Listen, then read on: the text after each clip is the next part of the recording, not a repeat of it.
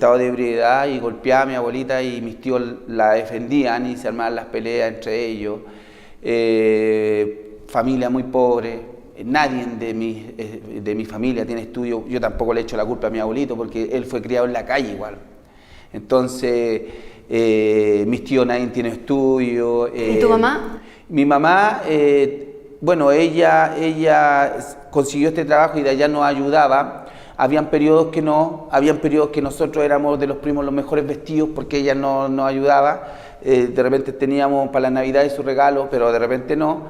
Y ella hacía lo que más podía, sin estudios, y entonces una madre soltera, joven, entonces harto esfuerzo hizo y sacrificio para poder guiarnos y así nos pudo ayudar, por lo menos en esos tiempos, pero a pesar de esa ayuda, igual sufrimos carencias, carencias de alimento, carencias de todas estas cosas que son indispensables para un niño, para una persona que se está desarrollando, que te escuchen, que te guíen, que te orienten, que te pongan límites, que te vayan a ver a jugar un partido de fútbol o lo que sea.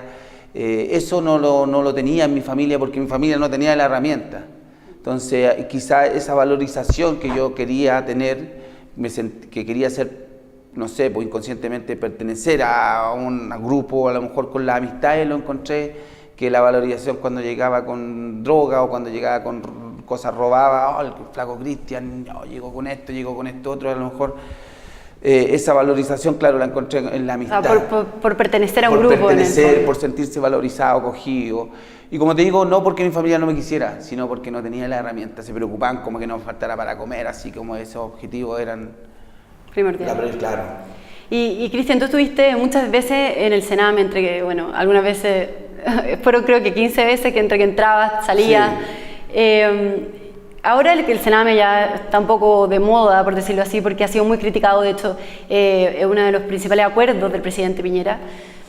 ¿Cómo fue tu experiencia mientras tú estabas en el Sename? Bueno, yo relato las experiencias, lo que yo viví, que son cosas fuertes. Por ejemplo, la primera vez que entré 5 días ahí se me fugué gracias a mi hermano, que es un año menor que yo, pero había estado antes ya en el Sename, entonces él se preocupó de mí. Me ayudó a arrancarme, pero en esos 5 días que estuve vi como un homosexual masturbaba a un cabro de 13 años, el homosexual tenía 17, y estábamos todos viendo, siempre lo cuento, los Power Rangers en una tele arriba y todos sentados ahí en el suelo. Y como que todo era algo natural, y en esos 5 días vi mucha pelea también, y violencia. Me fugué y llegué a una población, al Castillo, donde me encontré con unas personas que se dieron cuenta que yo me había fugado por el buzo que traía puesto, y me acerqué a ellos, y ellos me invitaron a consumir droga, y hice otro tipo. Y el Sename, otro tipo de amigos. El Sename, aprendí el vocabulario, la coa, aprendí a ser violento. Para mí el Sename es uno de los principales factores de tener la delincuencia que tenemos hoy. Lamentablemente, no sé en qué estaban pensando la autoridad en esos tiempos cuando crearon el Sename, que lo atendían personas que no tenían herramientas, estudios, no tenían nada. Entonces, ¿cómo resolvían los problemas entre los niños? Con violencia. Ya, ustedes dos cabros, bueno, les decíamos mucho, ya, el círculo, los 5 minutos, entonces invitaban a todos los otros niños a que hiciéramos el círculo como el ring, y los 2 niños tenían que pelear. Entonces los mismos tíos invitaban a eso, y ellos tampoco tenían herramientas, como te digo. Entonces no fue abordado profesionalmente, y creo que eso es la consecuencia de la delincuencia que tenemos hoy. O sea, yo me culturicé en el Sename con la delincuencia, porque para mí la delincuencia es un mundo, una cultura delictual. Aprendí a hablar como delincuente, el coa, andar con la pera, patear el naranjo, andar con el trineo, y puros términos que se ocupan dentro de las cárceles y del Sename. Aprendí otros tipos de delitos. Todo eso dentro del Sename. Dentro del Sename, claro, porque de repente tú conversás y, oye, no, yo me pité esto, yo robé esto otro, y lo hice de esta forma. Y ahí vais aprendiendo. O te fugáis con los mismos chiquillos y te vais para la comuna que ellos viven, por ejemplo, Quilicura. Y te vais para Quilicura y hay otros tipos de compañeros, y te pasan pistolas, puedes conseguir pistolas y todo un cuento. O sea, ¿tú dirías que el Sename es un primer paso para delinquir o para convertirse después en un delincuente? Sí. Bueno, es bien repetido, pero el Sename es la escuela, para mí la cárcel es la universidad, donde ya te gradúas como choro. ¿Y cómo fue después cuando tú entras a la cárcel?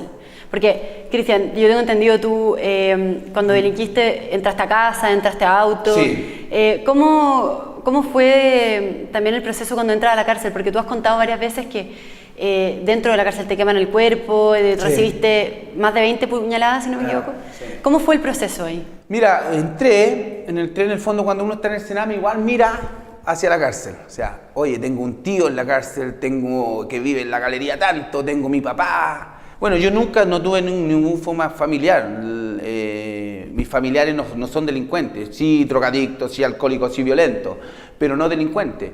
Pero yo escuchaba cómo los otros niños hablaban de eso, entonces era como llegar. Entonces cuando llegué allá era como algo realizado, digámoslo así, aunque obviamente la cárcel no se la recomiendo a nadie ni nadie quiere estar ahí, pero era como un sueño realizado conocer este lugar. Y claro, me di cuenta que había muchas personas que estuvieron conmigo en el Sename, muchas caras conocidas, muchos compañeros de robo, muchas caras conocidas. Entonces llegué a un ambiente que me sentí acogido. Pero obviamente era 4, 5, 10 veces más violento que el Sename, porque ya aquí entran ya otros tipos de peleas, que apuñaladas, guerras campales, guerras entre bandas rivales, donde te tiran bombas molotov, lanzazos, palos, piedras, y como tú decís, yo salí con más de 20 puñaladas de ese lugar, 30% quemado.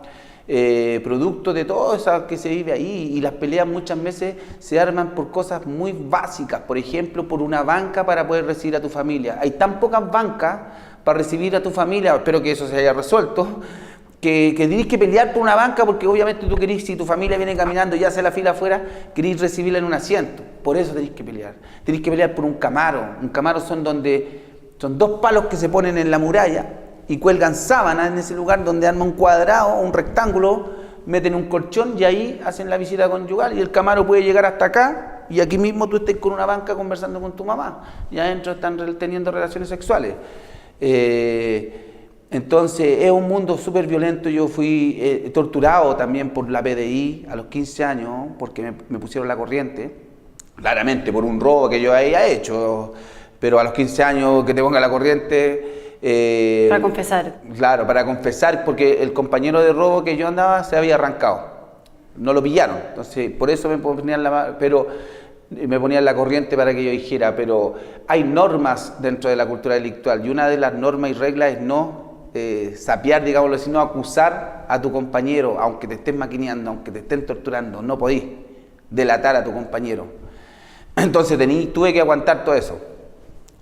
Por regla, o si no ya no hubiera sido choro. Entonces son muchas cosas las que yo viví que me moldearon para llegar a ser la persona que fui dentro de la cárcel. Yo fui líder dentro de la cárcel, donde había 500 personas, yo era el que más registraba las fichas máximas, como se dice ahí. Entonces fui moldeado y fui acomodado con toda esta cultura delictual, aprendiéndola en el Sename, y la potencié en la cárcel de adultos. Y Cristian, llama la atención porque tuviste un cambio gigante. Entonces, ¿qué hace clic o dónde surge el cambio que te hace convertirte en la persona que eres hoy día?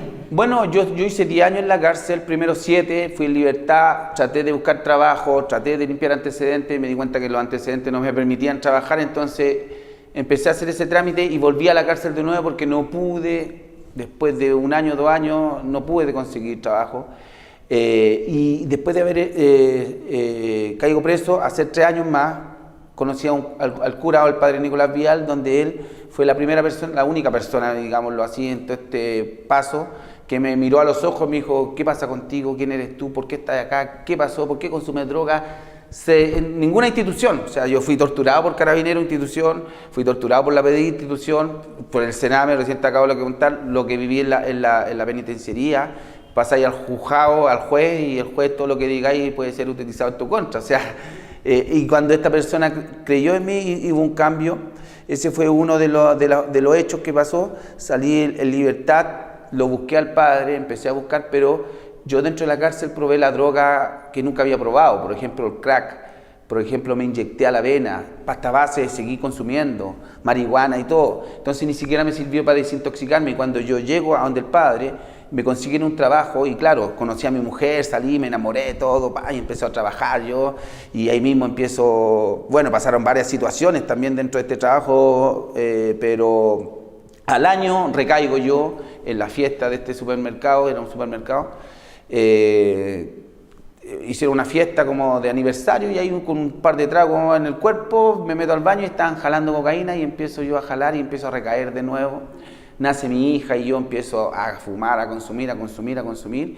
Y un episodio que me pasó con mi hija, que cuando me estaba pegando un pipazo de pasta base, me estaba drogando, siento que ella recién tenía 1 año y tanto, me abraza las piernas.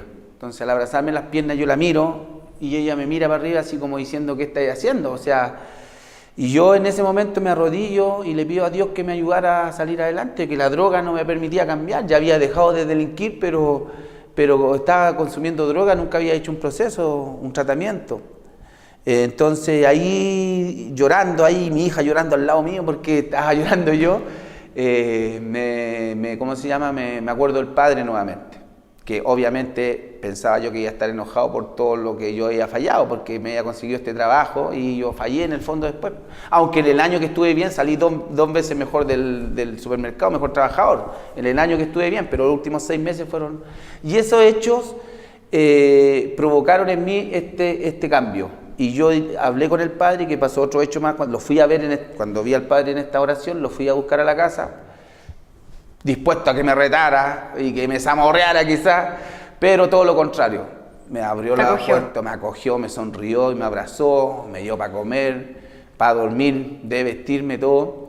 Y el domingo me invita a la misa, pues yo llegué un día viernes. Y el domingo me invita a la misa y justo en misa toca la palabra el hijo pródigo. Y yo obviamente me sentí ese hijo que le habían dado la herencia y que se había farreado todo lo que le habían dado, las oportunidades que me habían dado a mí, y que había vuelto todo sucio, como llegué yo, llegué todo sucio, todo y que había comido hasta comida de chancho. Así que obviamente ahí lloré todo el rato y cuando termina la misa le digo, padre, quiero cambiarme, quiero rehabilitarme, necesito la droga, es el problema que tengo. Y ahí me voy a internar a un centro de rehabilitación el año 2010. Y ahí logro aparecer de nuevo el Cristian Briones, no el flaco Cristian, sino el Cristian Briones, donde me empecé a descubrir como persona, no sé, pues mis cualidades como iniciativa, liderazgo, porque me hice cargo de un vivero y al poco tiempo yo era el que la llevaba en el vivero, y trabajador, entonces inteligente, todas esas cosas. Y dije, yo voy a terminar mi 4º medio porque había llegado hasta 8º. Y ahí, claro, pues, salgo de este centro después del año y me voy a Paternidad a buscar trabajo porque seguía con antecedentes y no había trabajo y me dice el padre, quédate trabajando acá, haciendo aseo.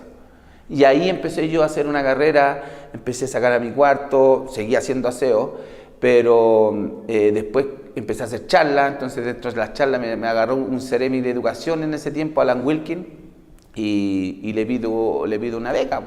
Entonces él me ayuda con una beca y ahí empiezo a sacar la carrera. La carrera técnica. Me hice cargo de un taller dentro de la cárcel, a la final, después me terminé haciendo cargo de un taller dentro de la cárcel. Ese taller lo puse en 2 cárceles más y así fue creciendo un taller de confección de rosario. Y así fueron, esos hechos fueron los que marcaron la diferencia, la oportunidad, mi familia. Siempre todos tenemos una persona significativa, así que todos podemos cambiar.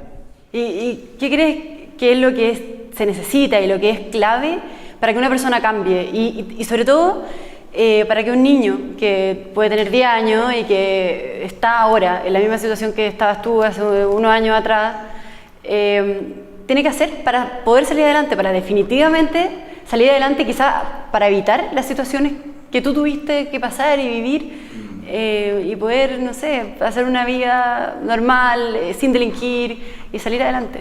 Bueno, yo creo que esas son muchas situaciones las que tienen que pasar para que vamos combatiendo de verdad la delincuencia, porque hasta el momento hemos combatido los delitos nomás, que no es lo mismo. Creo que para prevenir el colegio es clave, que identifiquen a ese niño inquieto, que es el niño problema. Ese es el niño que tiene la más posibilidad de llegar después al Sename, porque si es un niño problema tiene una problemática en su familia. Entonces ahí tienen que haber profesionales que se vayan a la familia a ver qué está pasando realmente y que le exijan a la familia. Ese es un paso para prevenir. El otro paso es las oportunidades de las personas que salen de la cárcel. Es bien masoquista incluso y tan vengativo de decir, no, esta persona robó, cayó a la cárcel y lo tenemos con antecedentes marcados, no le damos nunca más una oportunidad. ¿Qué estamos obligando? A que esa persona siga robando, incluso que me pueda robar a mí, que yo le estoy cerrando la puerta. ¿Somos así de tan masoquistas? Entonces, la oportunidad es la clave, es la desculturización de la delincuencia, la inserción, no la reinserción, que no es lo mismo. Yo vivía en un mundo de cename, droga, cárcel, delincuencia. Me inserto en la sociedad, saco carnet, trabajo, estudio, me relaciono, voy al hospital, hago esto, otro, me inserto en la sociedad.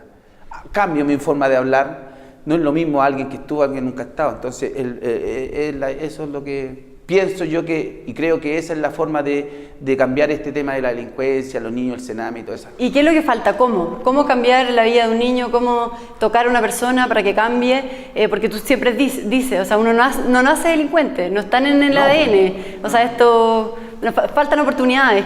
¿Por dónde pasan las oportunidades? ¿Qué se puede hacer al respecto? Obviamente, como te digo, lo del colegio y que las instituciones traten a los niños y a las personas como personas, no como números.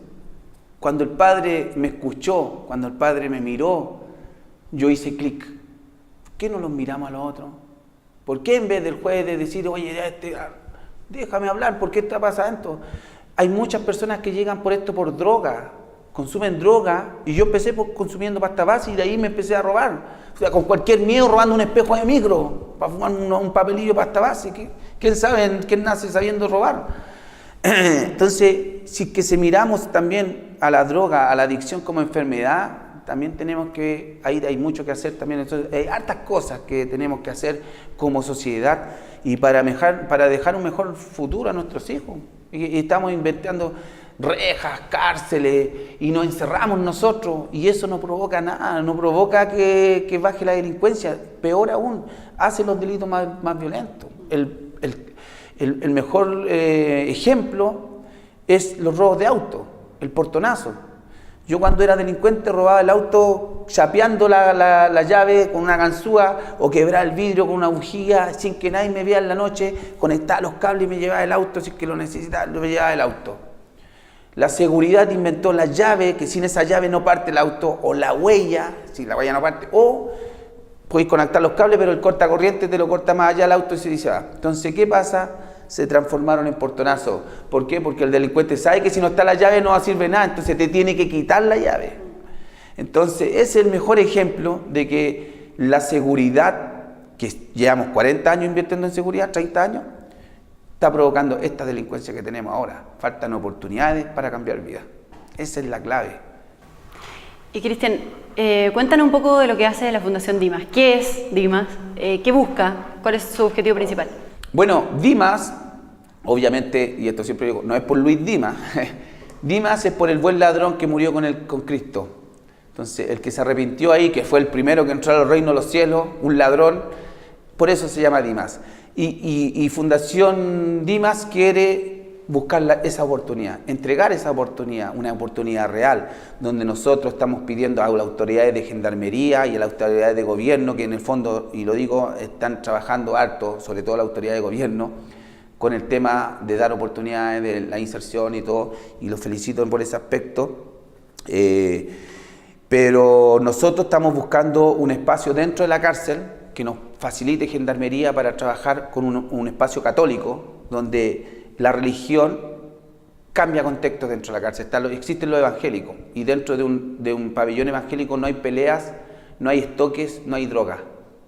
Y eso es lo que queremos lograr, con un pabellón católico igual religioso, no va a haber estoques, no va a haber pelea, no va a haber droga. Trabajar ahí nosotros, ahí con ellos, con el taller, habilidades blandas y todo. Luego visitar a la familia, obviamente trabajar con la familia, unirla a esto, y después insertarlo en una empresa que queremos hacer, que van a trabajar solo personas con antecedentes. O sea, una persona que no tenga antecedentes no puede trabajar acá. Y va a ser la continuidad de este proceso. Dentro de la cárcel salen acá esta distribuidora, pero esta distribuidora no va a ser un trabajo estable, porque si no podríamos recibir a 10 personas que trabajarán y no podemos recibir a nadie más.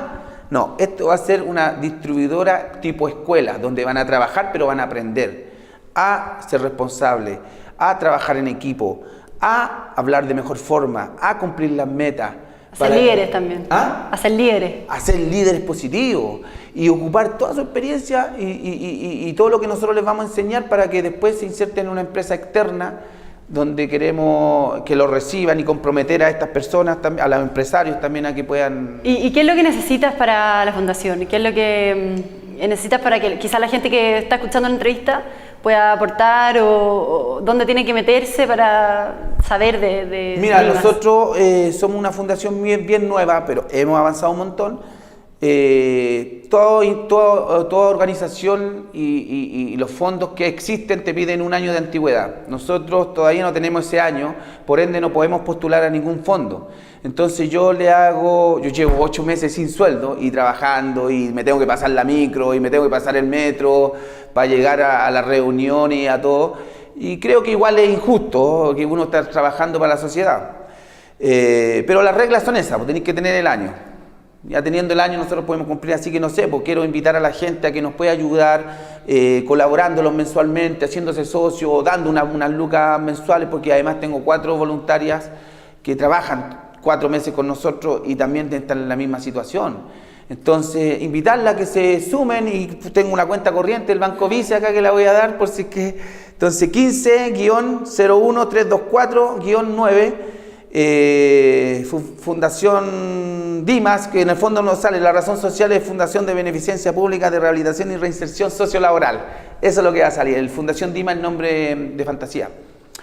Eso, y métanse también a www.fundaciondimas.cl o también tenemos una tienda online que nos están vendiendo unos productos que estamos haciendo nosotros dentro de la cárcel de Colina 2, que son rosarios y también billeteras, carteras, morrales, cinturones, cosas de cuero, y pueden meterse en www.panem.cl. Así que ahí hay 2 opciones para poder ayudar comprando nuestros productos también, que ahora se viene la Navidad, de repente una billetera o cualquier regalito con sentido social es doblemente más valorado. Perfecto. Así que un llamado a la gente entonces. Sí, porque en el fondo estamos ayudando a mejorar la sociedad y necesitamos este impulso, que son unos meses nomás, porque estoy seguro que después nos va a ir mucho mejor. Perfecto. Muchas gracias, Cristian, por estar acá y haber conversado hoy día con nosotros. Muchas gracias por invitarme y aquí estaré cuando me necesiten. Bueno, recuerden seguirnos a través de las redes sociales y también comentar esta entrevista. Muchas gracias.